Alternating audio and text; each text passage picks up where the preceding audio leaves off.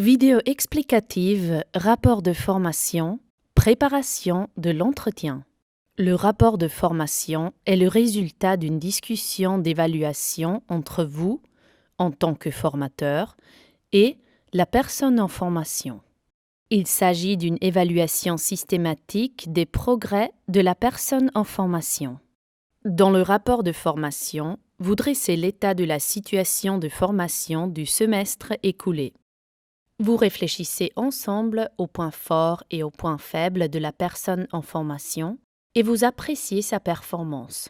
Il est important qu'au terme de l'entretien, les deux parties se soient accordées sur les attentes réciproques.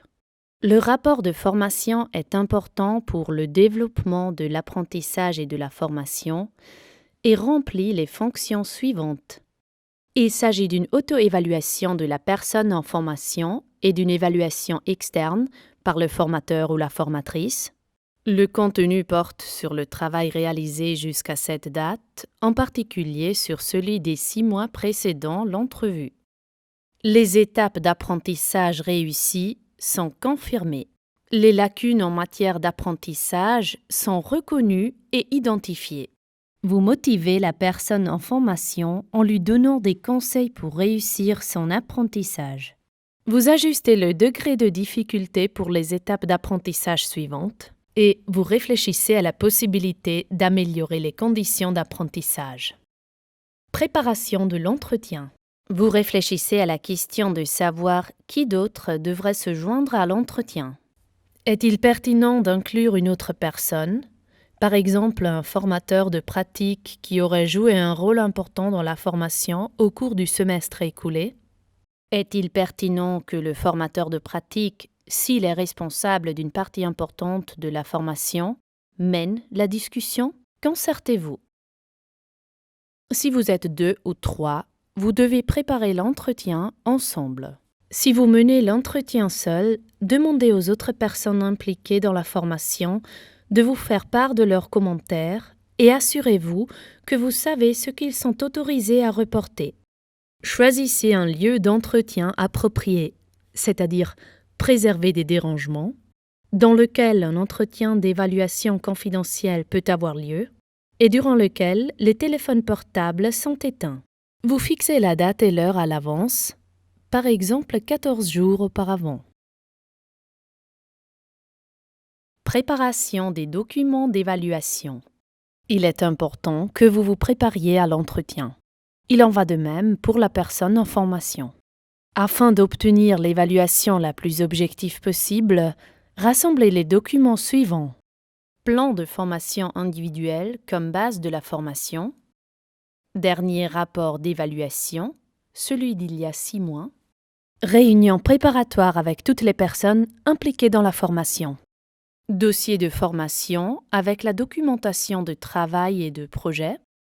Observation des performances dans l'entreprise. Notes d'observation sur le processus d'apprentissage. Rapport des cours inter-entreprises.